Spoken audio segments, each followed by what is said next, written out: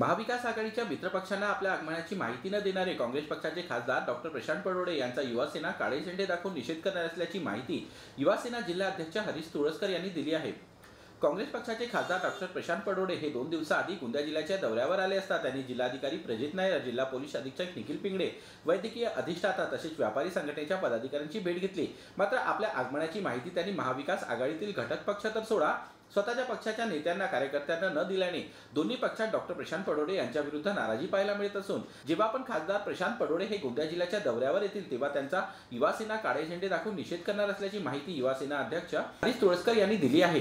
गोंदियामध्ये जे खासदार साहेब निवडून आले महाविकास आघाडीच्या वतीने शिवसेना, राष्ट्रवादी आणि इंडिया गठबंधनच्या सर्व लोकांनी खासदारला मदत केलेली आहे खासदार बनवण्याकरिता। जर खासदार साहेब चोरून लपून जर गोंदियाला येत असतील बिना सांगून आणि जर शिवसेना दूर करार करत असतील तर युवासेना निश्चितच पुढच्या जो खासदार साहेबांच्या दौरा राहील त्याला काळा झेंडा दाखवण्याचं काम करेल। तुम्हाला सांगणार की आम्ही येत आहोत तर काय तरीही तुम्ही काळे झेंडे दाखवणार त्यावेळेस? जेव्हा आपण कोणतं पाप केलं तेव्हा नाही सांगितलं तर नंतर जर तुम्ही येऊन सांगणार तर जोपर्यंत आम्ही सांगणार पण तुम्ही पण नंतर जोपर्यंत आम्ही काळे झेंडे तुम्हाला दाखवणार नाही तोपर्यंत तुमची गोष्ट आम्ही ऐकणार नाही। महाविकास आघाडीच्या मित्रपक्षांना आपल्या आगमनाची माहिती न देणारे काँग्रेस पक्षाचे खासदार डॉक्टर प्रशांत पडोळे यांचा युवासेना काळे झेंडे दाखवून निषेध करणार असल्याची माहिती युवासेना जिल्हा अध्यक्ष हरीश तुळसकर यांनी दिली आहे।